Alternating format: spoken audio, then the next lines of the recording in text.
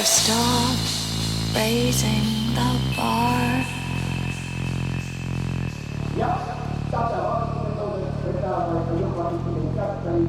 Our goal is depending on pushing each other. Never stop raising the bar.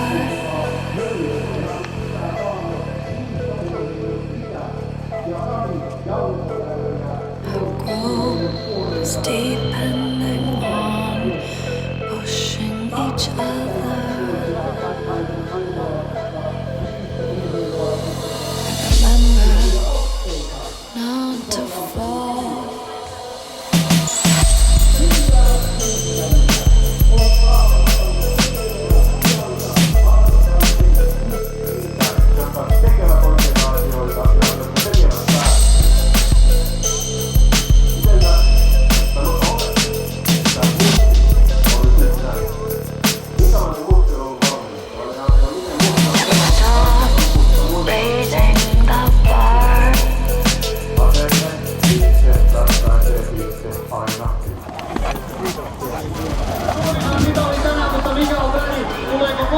Siitäkin vielä taistelua todella raju.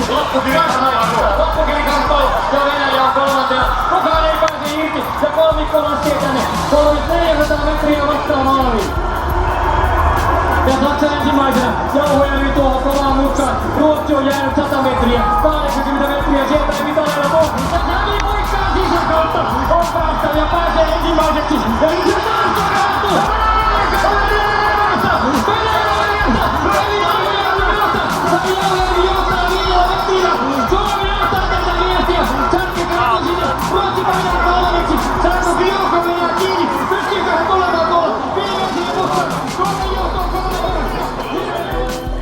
Kiitoksia kaikille.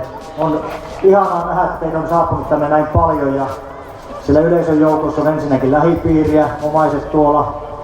On paljon minun uralle suuresti vaikuttaneita henkilöitä, on reenikavereita, valmentajia, pyssareita, hierojia ja ennen kaikkea tämä kannustava yleisö täältä.